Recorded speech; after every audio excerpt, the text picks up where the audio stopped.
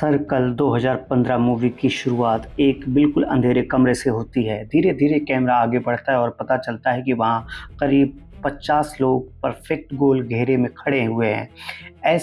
सभी ऐसे लग रहे हैं जैसे अभी अभी बेहोशी से उठे हों।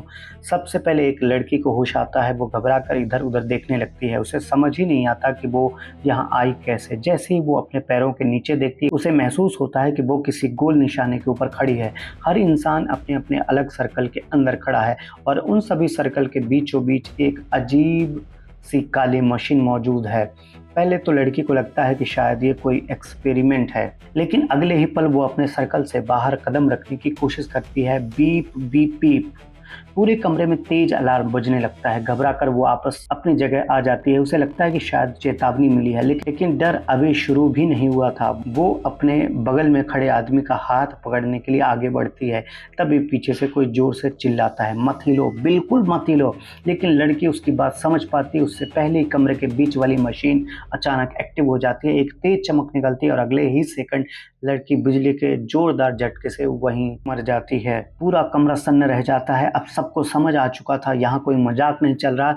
जो भी नियम तोड़ेगा वो जिंदा नहीं बचेगा। अभी लोग उस सदमे से बाहर भी नहीं निकल पाए थे कि दूसरी तरफ खड़ी एक और महिला घबराकर अपने पति का नाम पुकारते हुए अपनी जगह छोड़ देती है और वो भी उसी पल मारी जाती है। अब किसी को किसी तरह समझाने की जरूरत नहीं थी। सब बिना कुछ बोले अपनी अपनी जगह पर जम जाते हैं। कुछ सेकंड बाद कमरे की सारी लाइट्स जल उठती हैं। अब पहली बार सभी लोग एक दूसरे का चेहरा साफ साफ देख पाते हैं।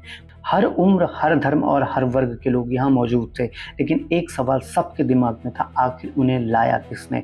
इसी बीच कमरे के बीच वाली मशीन फिर से लाल रंग में चमकने लगती है। सबकी धड़कनें तेज हो जाती है। कोई कुछ समझ पाता उससे पहले ही एक और इंसान वहीं खड़े खड़े मर जाता है। इस बार किसी ने अपनी जगह भी नहीं छोड़ी थी। मतलब मशीन किसी भी वक्त किसी को भी मार सकती है। अब पूरे कमरे में अफरा तफरी मच जाती है। हर कोई एक साथ चिल्लाने लगता है। तभी वहाँ खड़ा एक एशियन लड़का बाकी लोगों से थोड़ा अलग सोचता है। घबराने के बजाय वो मशीन को ध्यान से ऑब्जर्व करने लगता है। उसे महसूस होता है कि जब भी वो अपना हाथ हल्का सा हिलाता है, फर्श पर बनी छोटी सी रोशनी भी उसके साथ घूमती है। अब वो एक एक्सपेरिमेंट करता है। वो अपनी उंगलियां बंद करता है और उसी पल फर्श पर बना छोटा सा तीर एक महिला की तरफ रुक जाता है। 2 सेकंड, 3 सेकंड और अचानक वही महिला मशीन के झटके से मर जाती है। पूरा कमरा एकदम खामोश हो जाता है। अब उस लड़के को सब समझ आ चुका था। मशीन खुद लोगों को नहीं मार रही, बल्कि उनसे मरवा रही है। हर इंसान के पास एक अदृश्य वोट है जिससे वो तय कर सकता है कि अगला मरने वाला कौन होगा। लेकिन सबसे खतरनाक बात, किसी को ये दिखाई नहीं देता कि किसने किसको वोट दिया। मतलब कातिल सबके बीच खड़ा है, लेकिन उसका चेहरा कोई नहीं जानता। अब खेल पूरी तरह बदल चुका था। ये सिर्फ जिंदा बचने की लड़ाई नहीं थी, ये इंसानियत और स्वार्थ के बीच शुरू हुई पहली जंग थी। लेकिन असली डर तो अभी शुरू होने वाला था, क्योंकि अगले 2 मिनट बाद उन्हें पहली बार मिलकर फैसला करना था कि अगला मरने वाला इंसान कौन होगा। अब हर किसी को एक बात समझ आ चुकी थी, अगर यहाँ जिंदा रहना है तो किसी न किसी को मरना ही पड़ेगा। लेकिन सबसे बड़ा सवाल था, पहला वोट आखिर किसे दिया जाए। कुछ लोग कहते हैं कि कोई वोट मत करो, अगर किसी ने किसी को नहीं चुना तो शायद ये मशीन बंद हो जाएगी। सभी लोग अपने हाथ बिल्कुल सीधा रख लेते हैं, कोई भी वोट लॉक नहीं करता। सबको लगता है कि उन्होंने सिस्टम को हरा दिया। लेकिन अब जैसे ही अगला राउंड शुरू होता है, बीच वाली मशीन फिर से लाल लाल चमकने लगती है और बिना किसी वोट के भी एक महिला मर जाती है और उम्मीद की आखिरी किरण भी खत्म हो चुकी थी। अब पूरे कमरे का माहौल बदल जाता है। डर की जगह अब कैलकुलेशन शुरू हो चुकी थी। तभी एक लड़का सबको शांत रहने के लिए कहता है। वो बोलता है, अगर हम हर बार ऐसे ही लड़ते रहे तो कोई नहीं बचेगा। उसका अंदाज़ा था कि हर राउंड करीब 2 मिनट का है, यानी अगर सही तरीके से प्लान बनाया जाए तो थोड़ा समय खरीदा जा सकता है। लेकिन समय खरीदने की कीमत किसी की जान थी। वो एक ऐसा सुझाव देता है जिसे सुनकर पूरा कमरा 2 हिस्सों में बंट जाता है। उसका कहना था कि सबसे पहले बूढ़े लोगों को वोट कर देते हैं। उसकी दलील थी, वैसे भी उनकी उम्र सबसे ज़्यादा है, अगर वो पहले चले जाएं तो बाकी लोगों को सोचने के लिए कुछ मिनट मिल जाएंगे। ये सुनते ही कुछ लोग गुस्से में भड़क उठते हैं। किसी की उम्र ज़्यादा है, इसका मतलब ये नहीं कि उसकी ज़िंदगी की कीमत कम हो गई।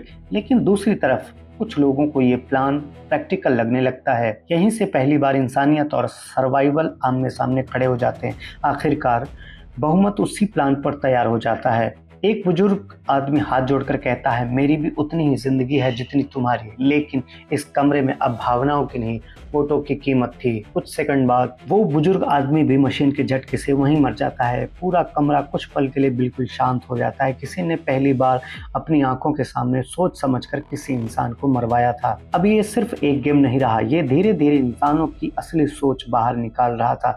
इसी दौरान एक छोटा बच्चा सबकी नजरों में आता है। अब लोगों के दिमाग में नया सवाल उठता है, अगर आखिर में सिर्फ एक ही इंसान बचेगा तो क्या उस बच्चे को बचाया जाए? इसी बीच एक सैनिक सबको एक और बात याद दिलाता है, मरने वालों पर समय बर्बाद मत करो, सोचो कि हम यहाँ आए कैसे हैं। वो सबसे पूछता है, तुम्हें आखिरी बार क्या याद है? धीरे धीरे लोग अपनी यादें बताने लगते हैं। किसी को याद है कि वो ट्रैफिक में फंसा था, किसी को याद है कि वो कार से बाहर निकलकर भाग रहा था, फिर अचानक सब कुछ अंधेरा हो गया। एक आदमी तो ये भी दावा करता है कि होश आने से पहले उसने एक लाल कमरे में ढेर सारी बेहोश लाशें देखी थी और शायद कुछ अजीब से जीव भी। बस फिर क्या था, पूरा कमरा नई बहस में उलझ गया। क्या उन्हें इंसानों से अगवा किया गया है या ये सब किसी एलियन का खेल है? लेकिन किसी के पास कोई सबूत नहीं था और जैसे ही लोग जवाब ढूंढने की कोशिश करते हैं, मशीन फिर से एक्टिव हो जाती है, उन्हें हर बार याद दिलाते हुए कि यहाँ सवालों से ज़्यादा ज़रूरी वोट है। अब तक लोगों ने ये भी नोटिस कर लिया था कि जो इंसान सबसे ज़्यादा बोलता है या खुद पर ध्यान खींच लेता है, अगले कुछ मिनटों में अक्सर वही मर जाता है।